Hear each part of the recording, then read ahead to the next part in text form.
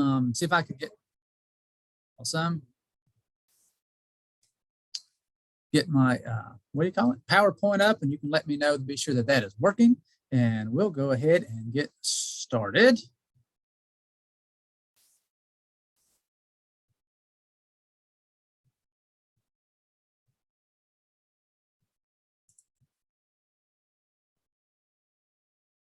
I don't feel that screen. I think it's messing me up.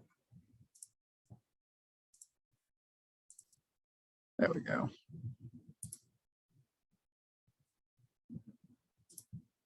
I might pop it back on, actually.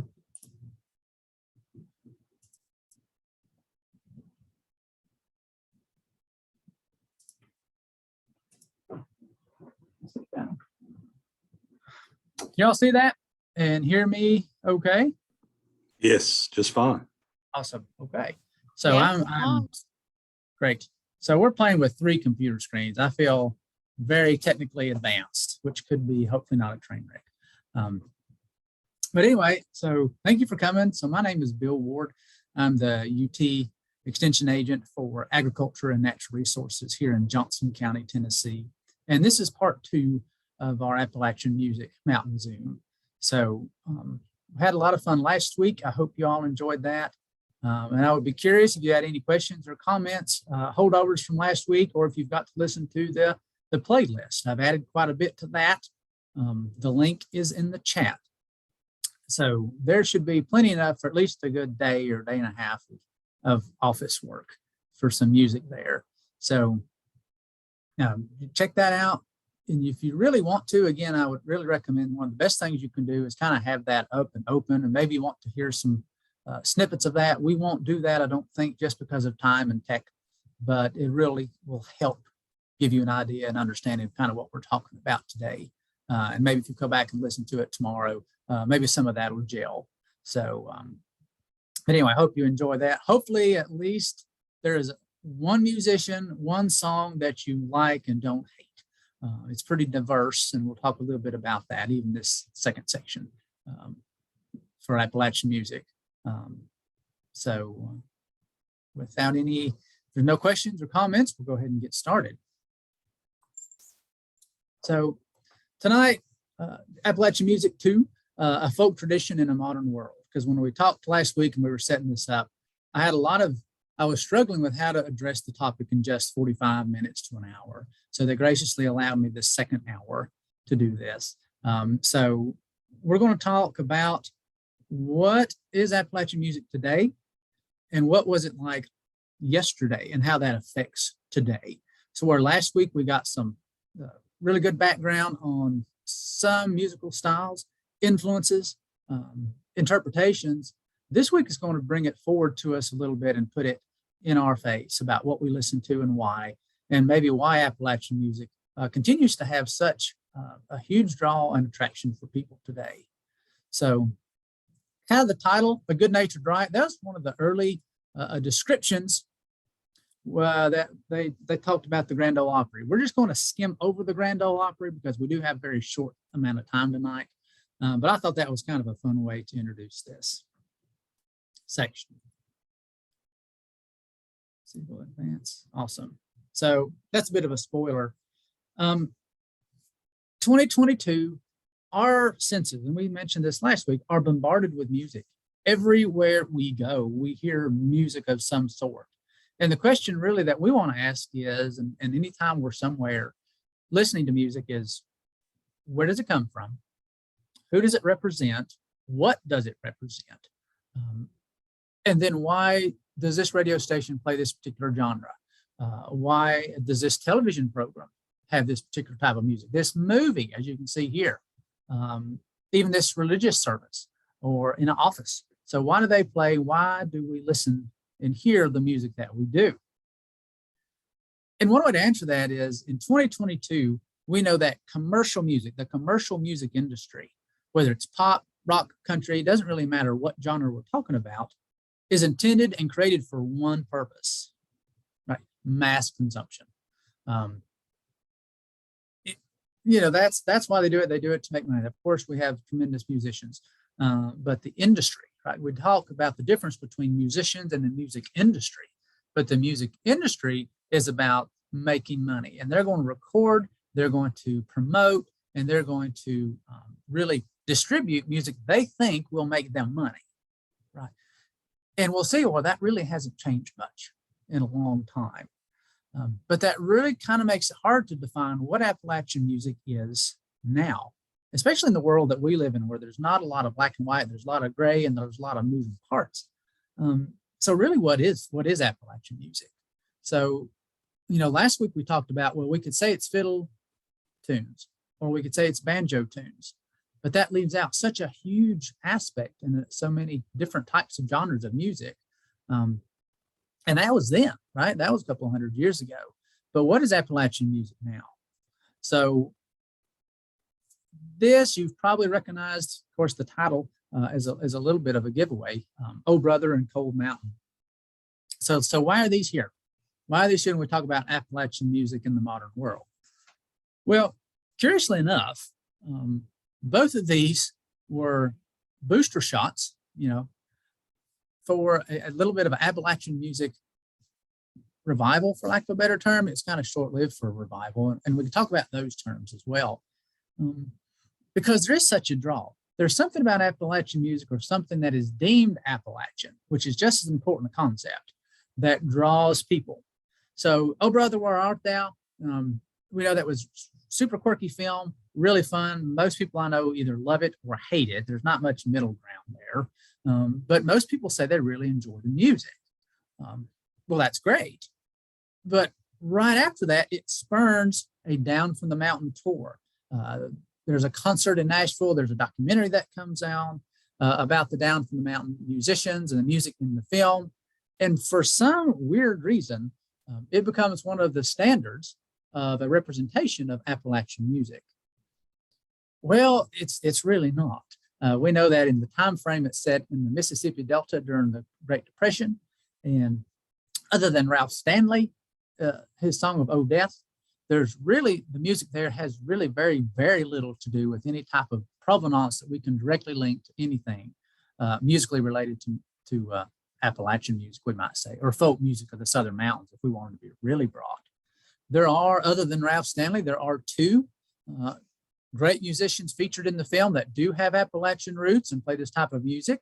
But if you remember there at the end, if you kind of remember when they're taking the guy to get hung, I think, I forget his name right off. So there's these two musicians that are playing and they're acting crazy and dancing around. And, that's Ed Snodderly from Johnson City, who we'll talk about, who's a tremendous musician. So kind of some of the Appalachian musicians that were featured in the film in one way or another don't actually have a great, how would you say, they're super stereotyped, right? Because we know in the Ralph Stanley cut, kind of what's going on there, which is not positive at all. So we have that. And then a few years later, we have the Cold Mountains movie come out. Again, extremely popular. There's a lot of music. There's a lot of things in that that are, and we can maybe relate a little bit more to Appalachian music. They actually use some musicians that played, music, actual musicians in this one, which was really nice. But again, we are drawn to it, right? People are drawn to this, and for a number of reasons that we'll talk about. Part of it's nostalgia. Part of it's a sense of belonging, which Appalachian music just continues, even if you're maybe not from the region, it really continues to draw people to it. So, but Appalachian music in the modern world, where does it start, and how do we even begin to talk about it? So to do that, we have to back up. Really, we have to back up to some of America's first professional entertainers and musicians. So again, some of these topics and some of these photos are a little bit sensitive to us in 2022, but in the 1920s, which we'll talk about, the 1880s, the period right before and after the Civil War, we see this tremendous use of stereotypes, of advertising that, again, is not appropriate for us today, but that would become wildly popular and would begin and be some of the roots for what we would come to think of as the commercial aspect of Appalachian music. So what you see there are three images representing three different types of shows, you might say, or different performance types. So you would have your minstrel show, Minstrel show, really very interesting, is the first, one of the first distinctly American musical traditions, where we have Caucasian people, often stereotyping African Americans in a very, very negative way. But again, these would travel around. They were good shows. People would build up their chops, you might say, performing. A lot of these were musical performances with comedy. The man with, and I love all these pictures. They all have dogs. That's why I chose these. All these people have dogs. The medicine show, again, usually they would draw people in with stories, jokes, and music, and they would travel around, as would just the general traveling tent shows, novelty acts. Sometimes they were people in theater, they were comedies, they could be a circus, they could be whatever. But these three, and plus a few more, were some of the most popular forms of entertainment, particularly in the South, the Southwest, and the Midwest, in the period immediately following the Civil War. So why is that important? Well, some of our first early recording stars, who we'll talk about, right, who would actually be from, and we'll talk about why they're from the Southern Mountains. This is where they learned, where they learned songs. It's where they learned how to perform in front of an audience, because that's a skill, right? Performance is a skill as much as a technical skill is to learn an instrument. Performing in front of an audience is a skill that musicians have to learn as well. And they would learn them here before they would be disseminated across the United States. So this is what was going on in the Southeast, again, the Southwest and the Midwest. But in this time, immediately before the widespread advent of radio and phonograph, we'll say, we know that music was very localized. We know that if you wanted to listen to music and if you didn't play it, you would have to travel to either hear live music somewhere, whether that was your neighbors, whether that was a community, whether that was a religious service, or you would go somewhere mainly to an urban place where you might find a different type of music. So we know that music changes a little bit and it evolves. And though Appalachian music is, we always like to say it's isolated, it was never completely isolated, in part because of things like this. But also because music cannot be isolated. You can't put it in a box. It's changing and evolving, maybe differently, maybe at a different rate than other places, but it continues to evolve and change. So listening and thinking back to some of the music we listened to last week, and you can see here, one of these people are playing a banjo. They would have heard very different types of music with this, but enter the early 1900s, and then especially the period right after the First World War and in the early 1920s, recording, right? Recording technology begins to really take off and it explodes. We use that term a lot. There'll be different levels of explosion, but the recording industry becomes extremely important for Appalachian music. So in the 20s, say you were in Eastern Kentucky, maybe Western North Carolina, East Tennessee, and maybe you found the money to purchase a Victrola, one of the Victor talking machines, and you could buy cylinders. And then later on, we would have the 78s. What would you get to listen to? What would you listen to? What was commercially available? What was commercially available was light opera, parlor songs, dance orchestras, some early, what we would say, jazz. We have some different levels of jazz, some early blues. You didn't have fiddle music. You didn't have music from rural, and I'm just going to say Southern mountains, or maybe from Southern rural poor people. I mean, that's how some of this was discussed and how people framed it. So the rural population, okay, particularly in the South and the Southeast, but across the United States, the rural population was neglected in finding representatives of their traditional music or of their folk music. And there's a number of theories of why this was. Part of it was general location, because while in the recording industry, their technology, which was hugely advanced, it would advance extremely quickly. In the early part of the 1920s and before, all that recording equipment was very large, it was very bulky, and it wasn't very movable. So they could only draw from people, one, who would travel, or two, within a fairly short radius, a small radius, where people could travel to record. So that's going to be your urban centers. And what do you have in your urban centers? So you're going to have your very elite. Let's think about New York. Let's think about Boston, places like that. You have your elite Caucasian people. And what are they listening to? They're listening to, as you can see, opera, some of that, I don't want to call it ragtime, but some of that stuff you Google 1920s popular music, and you'll probably hear some flapper type music. Also, concurrently, we start to see the beginning of what they would call the race records. Now, again, that's a very loaded term and very negative term, but they found very early that urban African-American populations would purchase records made by other African-Americans, specifically of blues and jazz. So, and these were wildly popular in African-American communities. They would become popular in white and affluent communities as well, but they really would see a dramatic takeoff of essentially a folk music of a certain particular people group.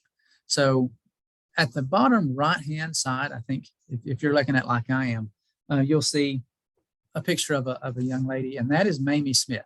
So in 1920, Mamie Smith recorded Crazy Blues. I don't think that's on your playlist. I should have added it. And it would be a top seller. It would be a tremendous seller of records, and it would really encourage the recording industries to begin to search out other talent. So they started traveling, and they would travel to the South, even the Southeast. They were in Knoxville, they were in Bristol, they were in Asheville, Dallas, Atlanta. And while they were there, they started to get inquiries about recording what they would call the rural whites. The rural whites. Again, loaded terms, very somewhat negative terms, but these are the terms that they were using at the time to kind of give us an idea of what was going on in that period. So there are some examples of this music on the playlist. So again, I would just encourage you to go back and listen to it and compare it to what we may have heard last week. The playlist, it's pretty long now. I think there's over 200 songs, so it is a little bit quirky and awkward to navigate. But if you go back and listen to some of that fiddle music and banjo music, and then compare it to what was available if you wanted to purchase music, you'll see a dramatic difference there, a very stark difference. So, and there's two slides that I do need to go back and forth with a little bit because the timeline gets a little bit funky. But in the early 1920s, there was actually something else going on underneath the scenes, you might say, of the recording industry, and that would be the advent of radio. Very important. One of the first radios would be in Philadelphia in 1920. Stations started to pop up all over the United States. And this was before they had very strong regulations. So they could be as large in wattage as they could afford. So with these large signals, they are broadcasting music everywhere, and they relying a lot on local talent. So it wouldn't be until the 1930s we have the border radio. That might be familiar if you are familiar with the Carter family at all. So the border radio is really important to the development of Appalachian music in the 20th century because of its far-reaching consequences. And when I mean far-reaching, if we think about it now, most FM radio stations, the average radio station in the United States, they cannot be over 50,000 watts. And this is important, so 50,000 watts. In most areas of the country, a 10,000 watt station can have a radius of about 50 miles. So 10,000 watts, 50 miles, 50,000 watts is the max you're going to get. You're going to cover a pretty good area. Well, in the late 1920s, early 1930s, without regulation, a lot of radio stations would move to Mexico. A lot of them were American owned, and those would be between 100 to 150,000 watts. The biggest were over 500,000 watts. So we're looking at 500,000 watts.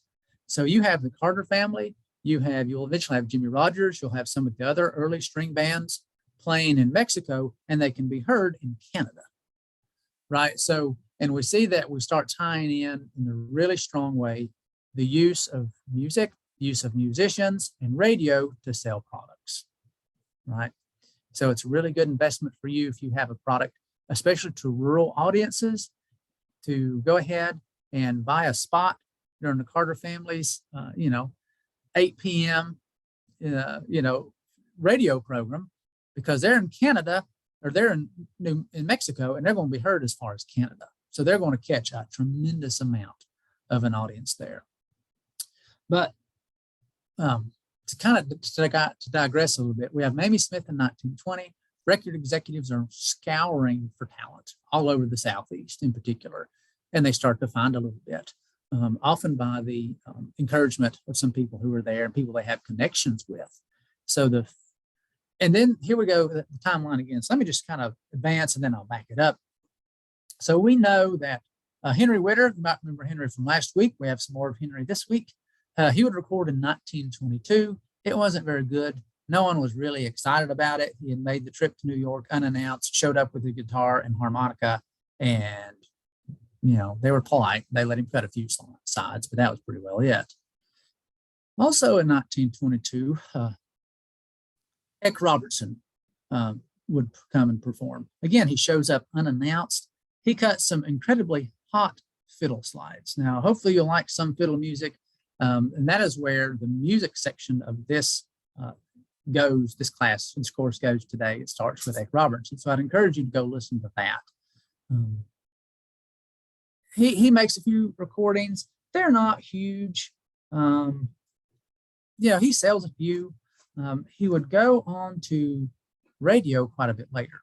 So he'd be the first folk musician. So you can remember this, a fun fact of trivia night that no one will remember, that Eck Robertson is the first folk performer to have recorded before his radio debut, right? So we have these simultaneous conversions and collisions of radio and the recording industry that would really form Appalachian music in a number of ways. So Eck in 22, as you can see there, but it really gets started. The first country music record we generally attribute to John Carson from Atlanta and Mr. Ralph Peer, who will be instrumental in the 1927 Bristol sessions. Mr. Ralph Peer is down there and he's working for, I believe it's OK. He swapped around a little bit. OK, and he's looking for African-American talent. That is who Ralph Peer is looking for more of the similar type of music that they are being able to sell. So he comes from New York. He's looking for a very specific type of talent. He is encouraged to record John Carson. He hates it, right? It's in his paperwork that he really doesn't like it at all. But he records it. They make they call them press, and they would press 500 discs, and they sell out in a matter of weeks. So it's like, well, this might be interesting. So they go and they press some more. They start to distribute them. They put them in their catalog that you might say. So anywhere in the United States, if you can get their OK catalog, you can order them through your store, and they become wildly popular. Henry Witter is invited back. And this is really, we think of the Bristol session, the 1927, as a big bang of country music, and it is. But this is kind of like the spark that lights that fire. And though we talk about country music, there would be no country music without the roots that we have here in Appalachian music. So John Carson is the first country music record, but what does he perform? He's a rural performer. He is from kind of the mountains of northern Georgia for the most part, where he lives. So he's definitely geographically correct when we talk about Appalachian music. But what does he record? So 2 sides, right? That's all they did. Those old 78s, you could just get 1 per side. So the first was a tune called The Little Old Log Cabin in the Lane, right? It's written by William Shakespeare Hayes, which is an awesome name. I kind of love that name. Around the turn of the century, okay? So this is the last century. So we're in the early 1900s, much before 1920. It would be actually performed as an operatic song. That's really the audience it was written to. And it actually, the theme, okay, is a nostalgic looking back. Okay, it's actually originally written in the voice of a former enslaved person, and they are looking back. Okay, this nostalgic of what the good old days, what times and what things should have been. Hugely loaded in our culture to even consider that. But that's what it's about. But by 1923, it's entered the folk arena, okay, of people all over the United States, but also in Appalachia, as a general expression about and regret about the disappearance of rural society, okay, which will be a huge theme in traditional music, in early country music, and then especially later on in bluegrass music, right, which are roots of traditional Appalachian music. But it becomes this looking back to the good old days. So this is 1923, and we already start to see tension between America's urban, fast-paced, the roaring 20s, and the good old days back at the farm, the good old days back in rural America. And this will be, again, one of the major themes of why Appalachian music today has such staying power, whether that's real or perceived. And we can talk about perceptions of music and perceptions of musical cultures. But Appalachian music has and continues, we'll talk about some discrepancies there, this pull of when things were pure, when things were back in the good old days, the sense of nostalgia, back at home with mom and dad and grandma, with the family, when life was simple. Okay, and that will be, again, those perceived themes that will be really important for Appalachian music, we could say, as it really progresses to in the 20th and now the 21st century. So the flip side of that was the old hen cackled and the rooster crowed, just a very common, not very exciting fiddle tune, honestly. So that's John Carson. Again, they're selling. So we see people like Uncle Am, Uncle Dave Macon. There's some pictures of those guys right there. Uncle Jimmy Thompson. Okay, so if you want to compare these to some of the pictures here, okay, and we always have to keep in mind that this was 100 years ago. So there are things that are very different and that we definitely know are not correct and very unethical. But when we start talking about stereotypes, when we talk about and we talk about what's common, we usually like things that are in our own little box for the most part. Music does transcend that, but you can definitely see where these musicians not only looked like the neighbors of rural America, rural southern eastern America in particular, but they were playing the same music. Right. So for the first time, rural people were able to purchase music, one, listening to it on the radio, but then be able to purchase music that sounds like home, right? Whether they were at home or they've already begun to move. Now, the movement out of Appalachia in the early, probably about the early 1940s, Appalachia would actually gain a population during the Great Depression because people had moved out during the 1920s, would actually move back. There was a net gain in the Appalachian region during the Great Depression because they moved back to farms, the family farm, which definitely put a lot of strain on the economy. But particularly in the 1940s and 50s, after World War II, we can talk about the Appalachian diaspora. So here we already have the roots of these songs that sound like home, and they have the theme of home and nostalgia. So there's that. So there's that timeline again. We're in 1923. We're going to move to 1925. So though I am from Mountain City, I have to admit, actually the Mountain City Fiddlers Convention of 1925 was on par with the Bristol Sessions for Appalachian musicians and music in this region. Why was that? A brief outline is that people would flock to Mountain City in 1925. It was started just as a fundraiser, actually, and they got some sponsorship. There was around $900 total in today's money, around $900 in total prize money, because a fiddlers convention, you're going to have fiddle competitions, banjo competitions, fiddle and banjo as a string band, usually with a guitar, some different instruments and things like that. But they did it at a fundraiser. And this was a story that growing up, I always heard. And until I really got into my academic career and started doing the research and the documentation, I heard that Mountain City just exploded with people. Like, people came from all over. They started with the gym that filled up, or the high school gym. They spilled over into the grammar school and then the courthouse, and people had to be turned away because some of the greatest musicians that had started recording in the early 1920s, right? This is 1925, on some of these radio stations were coming to Little Mountain City. And it was huge. There was a small portable radio station set up so people could listen.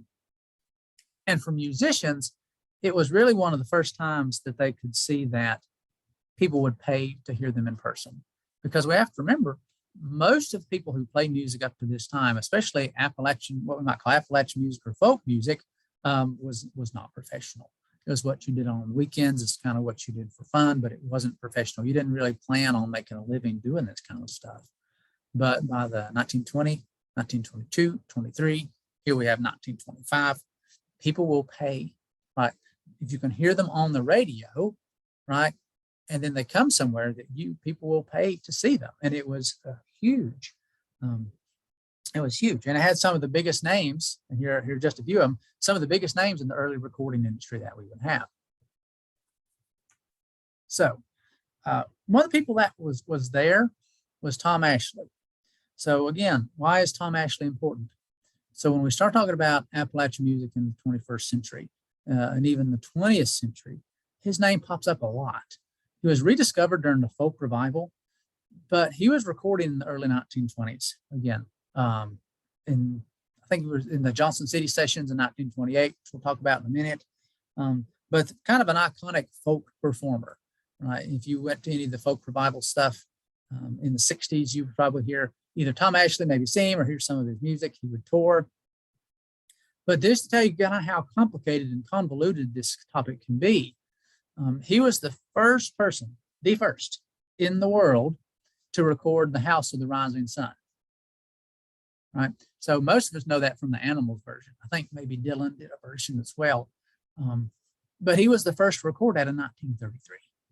Right. So we know this song, we actually don't know a lot about it. There are some speculations that it comes from, and it's been molded and changed from, again, one of those English ballads, not a child ballad like we talked about last week, but an English ballad, because the melody somewhat resembles, some people say, musicologists.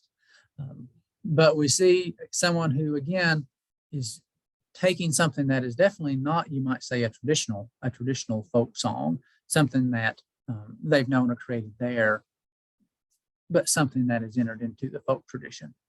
And then it would move from Tom Ashley on up the chain for decades and become an iconic song, I guess, in the 1960s. But it was first recorded by a Appalachian banjo player in 1933. It sounds a little different. I think he plays mostly guitar on that. I think he's with the Carolina Tar Heels. You can see there with his little group. So it doesn't sound like it, you might say, but it's on there. I encourage you to give it a listen. It's a lot of fun. And then here we can move on up to 1927. So, and some of the major players that would come out of that are pictured there. And again, their music is on the playlist. Carter family from Macy Springs, Virginia.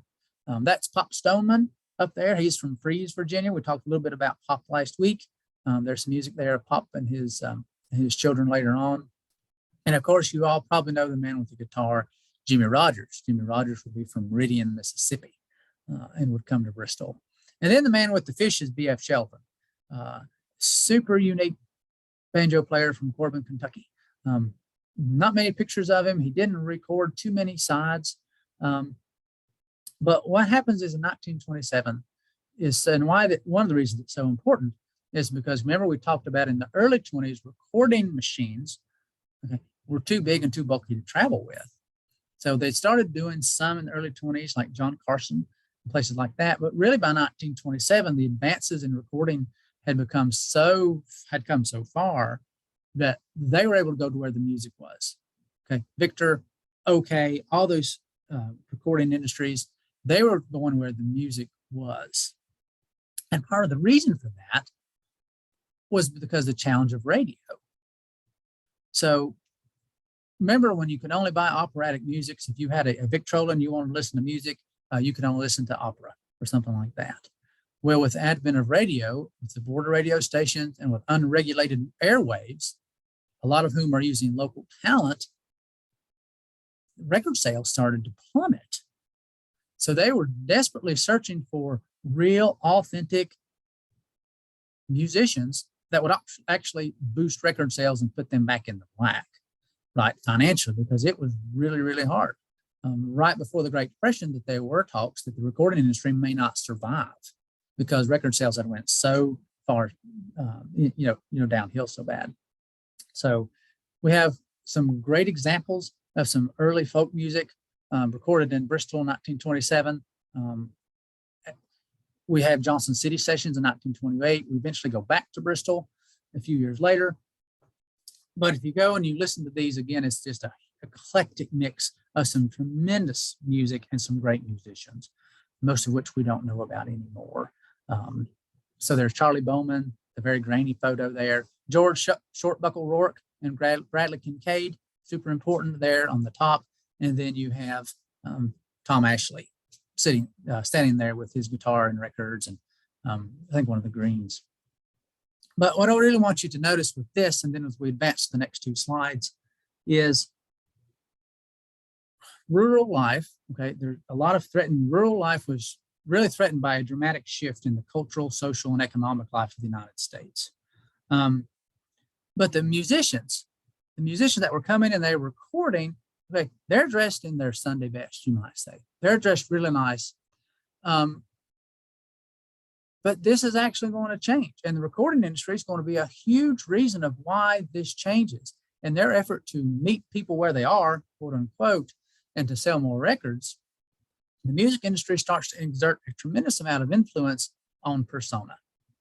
Right. So,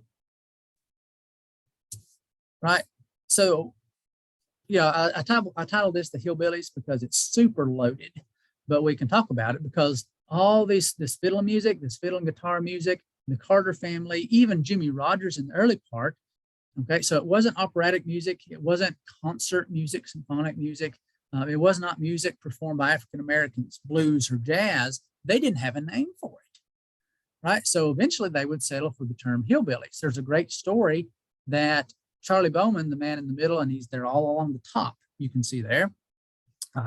Him and his compatriots were recording for, again, Ralph Peer, who was at Bristol, who was really instrumental in that, and then also John Carson. He asked what their name was, and he said, we're just nothing but a bunch of hillbillies from North Carolina and Virginia, quote unquote. So he put down hillbillies. Well, it just really struck a chord.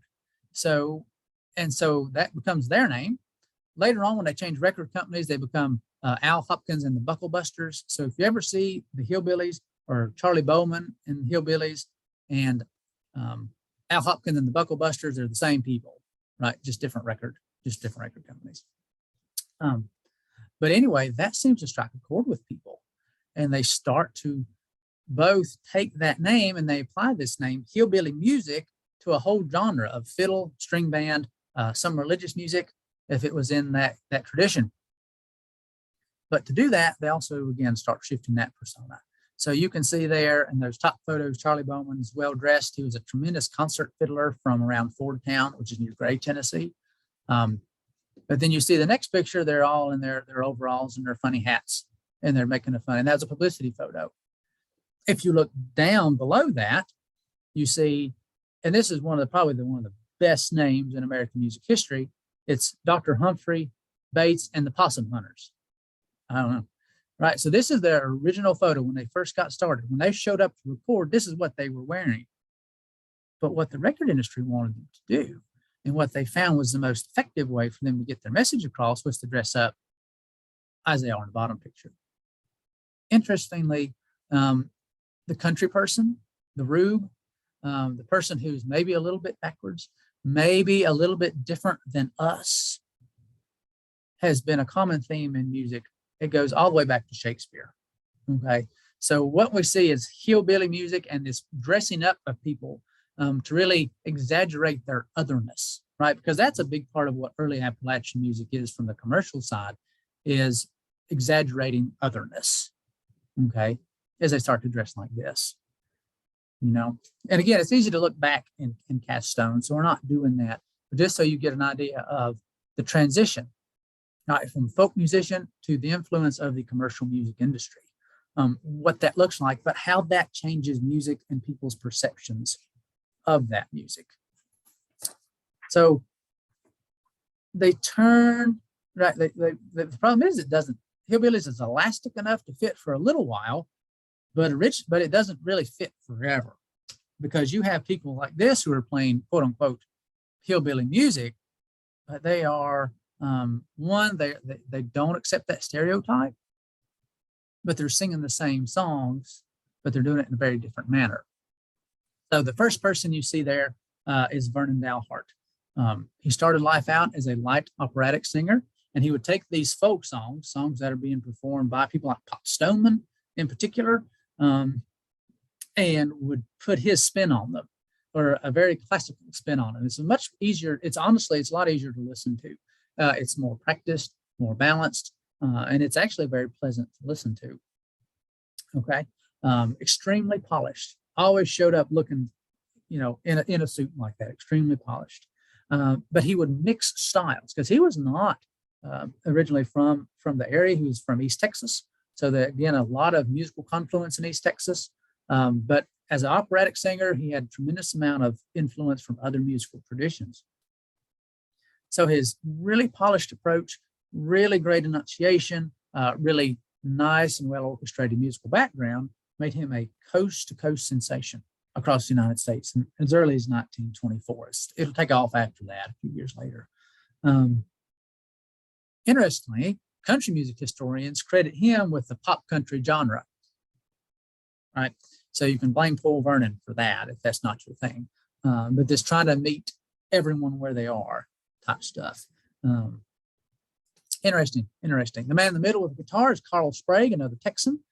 He's singing some cowboy ballads. He's put in the hillbilly genre, but this is also the time we start to see, again, that term is not elastic enough. So he'll go, they realize that maybe he doesn't fit too well with that. So we begin to turn and look for another name for this music. And then you have George Renaud from Smoky Mountains. I'm trying to think where he was from. Jefferson County, Tennessee. He was blind. He would be found performing in Knoxville. They would go and they would record him. But what they would do, he's a really great musician, both guitar and harmonica, and a pretty fair singer.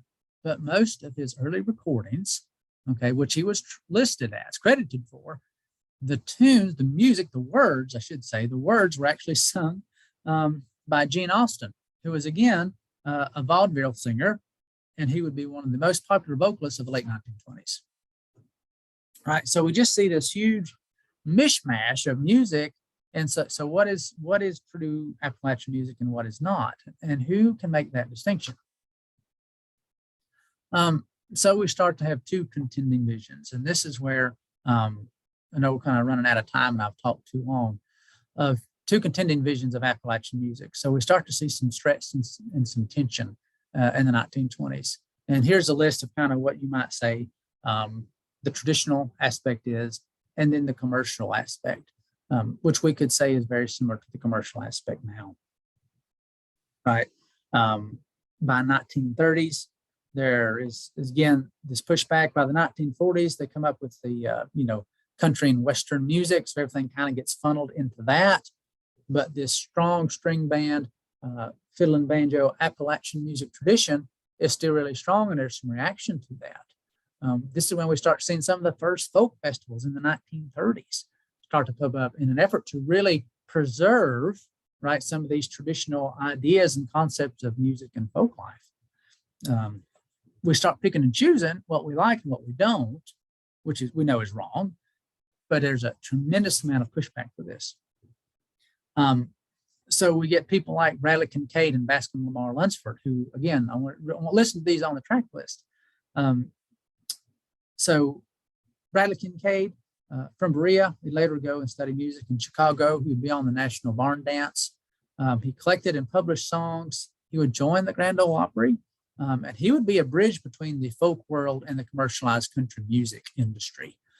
Again, a very polished old folk songs and trying to make them more palatable for people. Excellent person who did a lot with studying music. for sure, but he's kind of a bridge. He's kind of a bridge. Buell Kazee, I think I've got some Buell Kazee listed near Bradley, Kinkade, and Bascom Lamar Lunsford as well. Very traditional style of banjo playing, but very, very different and unique, very polished and performed type of vocals. And then you have Bascom Lamar Lunsford, who would spend his life really as an advocate for traditional music. In the 1930s, he would perform. He was a great musician himself. He would perform before the King and Queen of England. He would be at the White House. He was instrumental in the urban folk revival of the 50s and 60s. But what he really wanted, what he really felt threatened, true quote unquote Appalachian music, was any type of modernization, right? He felt things should always be stagnant, not his term, but mine, that things should stay the same. Folk life, folk ways, way of life, technology, all that should stay to keep the music pure. Where knowing a little bit more from where we were last week, even right now, we know that that's really, one, it's impossible. And two, how do you define pure when there's so many different influences that are really hitting, joining together. There's a term there, but I can't think of what it is right now. So you have that going on. I just left this slide here. It's not available on this. We're not going to do it, but we begin to see a lot of, in the early 30s, again, Appalachian musicians and Appalachian music. So this is a Betty Boop cartoon, musical mountaineers. But again, in contrast to Bradley Kinkade and Bascom Lamar Lunsford, this is what they're fighting against in part, is this kind of stuff. Who is going to own the name? Who's actually going to be able to take Appalachian music and tell people what it is and who performs it? We have the Grand Ole Opry. I said I would sling that in there. So here's hit Uncle Dave Macon. Roy Acuff was a great East Tennessee traditional fiddle player, and he would cut his chops with Tom Ashley. Remember Tom Ashley from the early 1920s on medicine shows, right? So Roy Acuff's great. He's got a cousin, maybe a brother, or his father's brother, Uncle Charlie Acuff, and there's some music of his on that playlist as well. It's really a lot of fun. So, but to wrap it up, I know I've got 10 minutes. When we think about music as culture, we talked about that last week. How do we define Appalachian music now, and who defines it? Okay, that's just important is who defines it. So I don't know if you're familiar with any of these people on this. Again, this is on the playlist. So the first is Merle Travis, and then there's Ernie Ford, and then there's a model, literally. So Merle Travis is a great early country music singer. He comes from he may come from West Virginia, but had a lot of his family that actually worked in coal mines. So he would pen the song, 16 tons. I don't think anyone is not familiar with the term 16 tons.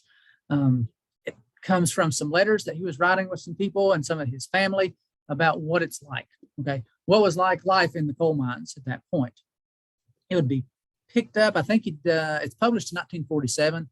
Huge flashback. A lot of negative press in the world and in the music world because they felt that it was not appropriate. They felt that it was very, for lack of a better term, anti-capitalist, and that it was a bit of a firebrand. It would create a firestorm and things like that in the coal mining industry. So fast forward to 1955, and Ernie Ford from Bristol records it, and it becomes a huge #1 on the Billboard charts for years. Very smooth delivery, really great. I think everybody loves that. That's when it's, he's snapping his fingers, very slick Tennessee Ernie Fords. And by that point, we probably think it's gone. It's gone. Well, not too many years ago, GE, in an effort to promote their clean industry, uses this song as the background, as the musical background for a commercial that they're playing. So if you don't listen to anything or look at anything else over these next 2 nights, listen to these 3 versions of 16 tons and just think about it. So whoever came up with the GE commercial never actually paid attention to the words, right? We talk about the protest music. It goes kind of back to them of that protest music stuff. But then they're trying to, again, tweak it and turn it to what they think fits the model that they want, which in this case is a bunch of very attractive people in rather not much clothes mining and how wonderful it is. So really weird stuff, really weird stuff. But again, it's trying to capture and determine who can, capture what is Appalachian music. Tom Dooley's Long Road, another probably the most famous American ballad alongside John Henry. Again, this is really, really interesting. So we won't get into it too much because I want to leave time for questions. I won't go into the story of Tom Dooley, but the first recording would be by G.B. Grayson in 1929. If you're familiar with the words at all, that talks about a Sheriff Grayson. Sheriff Grayson was G.B.'s grandfather. Pretty interesting. And then the song lies dormant for about 30 years. And then the Kingston Trio pick it up. How they get it is a little interesting. They get it from a book. And I can't remember the name of it now. Folk Song USA. It's actually a really good book. They get it from Folk Song USA. The Warners had collected it from Frank Prophet. It kind of, again, very convoluted. But we don't see Frank Prophet's version until 1961. Now, why is that important? Because Frank Prophet is who the song comes down from, right? And he's from Reese, North Carolina. If you're familiar with Western North Carolina in Boone, which we were talking about earlier, Reese is going to be up in the Bulldog. It's going to be on that border country between Tennessee and North Carolina, steep, rough country. And Frank Prophet is one of the most tremendous and important musical figures that we have that really comes to own his own in the 1960s. But when people think of Tom Dooley, they think of a very slick, they think of a very polished presentation. But the version that we know that the Kingston Trio performed and is so popular, is actually so far removed from the folk process that it really causes some questions for us to ask, like, well, who is the true representative figure and musician of some of these things? And can we take it too far, right? Which is more of a rhetorical question, perhaps. So anyway, listen to those. They're a lot of fun. Doc Watson, again, from around Deep Gap, North Carolina. His family has some provenance with the story as well. Everybody puts their own spin on it, but it's really fun stuff. And it reminds us that true folk culture, true folk music lies just under the surface of most commercial music. So that's maybe a topic for another time, but reading.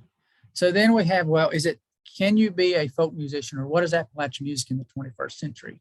And kind of the way I want to end this, and I hope it works, is that Appalachian music today looks much like it always has, right? Maybe not in form, but in spirit. It's diverse.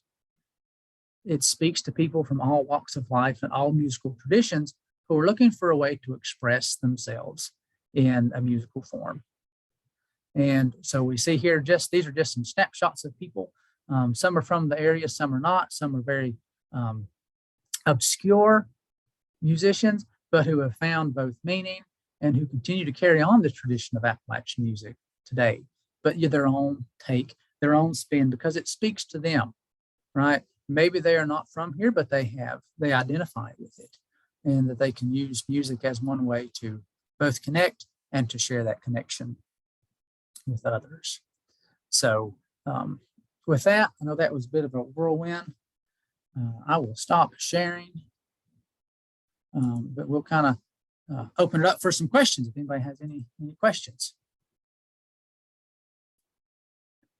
Oh yes, and Judy, yeah, Gwen Foster, of course, he was there with Tom Ashley as well. So does anybody have any questions or comments or anything they'd like to add?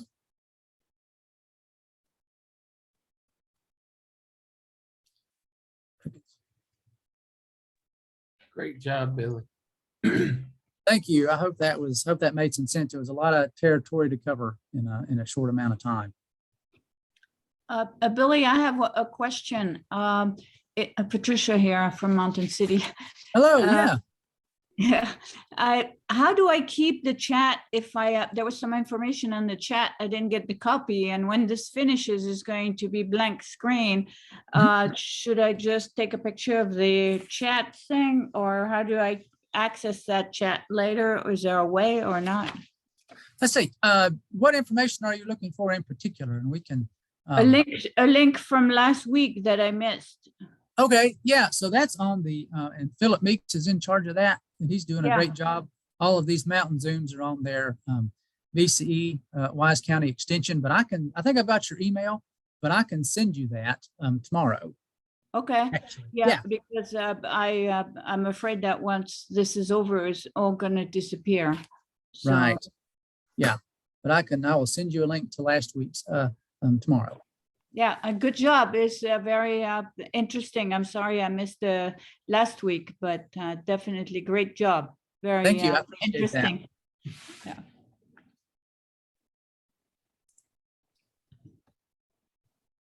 Really great stuff. I think we could have given you 2 hours on this one. It is definitely good stuff. Well, I wanted to bring it to modern, but we can't talk about today unless we go back and kind of see those precedents from 100 years ago. So it's kind of, to me, we can anyway, to really get the full picture. So, but thank you. It's been a lot of fun. It's been a lot of fun. It was great. I had a conversation several years ago with a gentleman who was very versed in bluegrass music, and he was telling me some names, bluegrass musicians, some names for possible to bring into a festival. Mm-hmm. And I mentioned a name to him, and this person had come up in bluegrass and played with a very famous bluegrass musician, and he said no. He said he's not bluegrass. Even though he was currently at the time playing bluegrass, this person had went into mainstream country music, and he felt that he was no longer a bluegrass musician, even though that he had come back to bluegrass. And so I thought that was intriguing, and it's just, how people relate to music and I guess you could say the purity of a certain genre. Absolutely. And it is a great way to get into an argument with someone about it. Who plays real, true bluegrass, or who plays real or true or authentic Appalachian music or mountain music. And it's kind of, you're missing the forest for looking at the trees as a general rule. And it's kind of sad. So I've been in the middle of some of those. I think, Philip, you shared a story. You've been in the middle of some of those conversations too, where, again, who has the authority to claim, what's authentic and what's not. Yeah. So, yeah, it can be interesting to say the least. Yeah. Thank you for sharing it. That's a great story. I was intrigued by it because I had never thought of it that way. I had just thought of, this person, he's a great musician, bluegrass, country, whatever.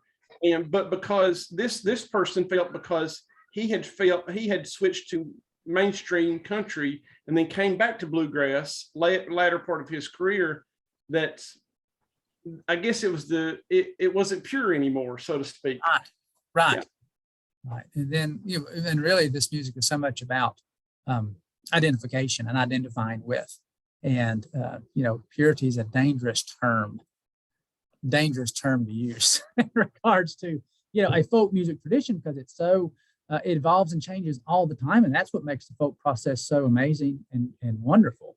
People, and like the difference between, you might say, bluegrass music and old time music, which is the term we use now for what we think of again as more traditional or pure. You can get a black eye for those kind of conversations. So.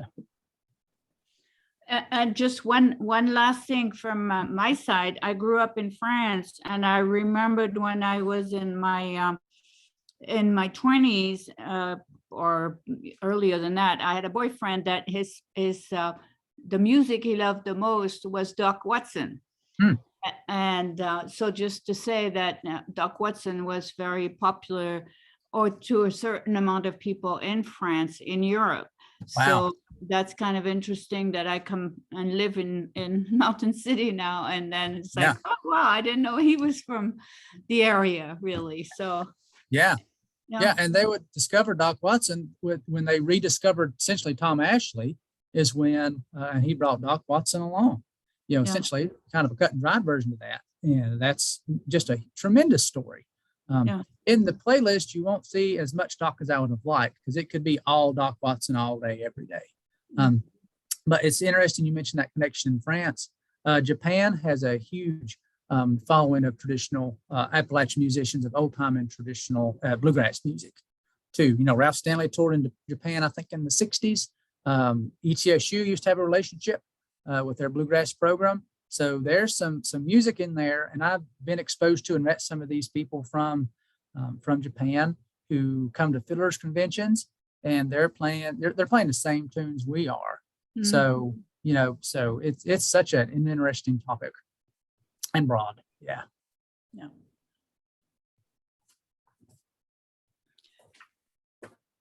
So, any other questions or comments?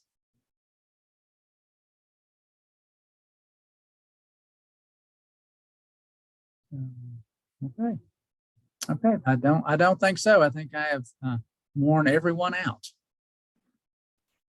Very, very enlightening, Billy. Enjoyed it very much. Thank you. Thank you. Yeah, thank you. Keep doing the good work. Thank you. We love to hear you.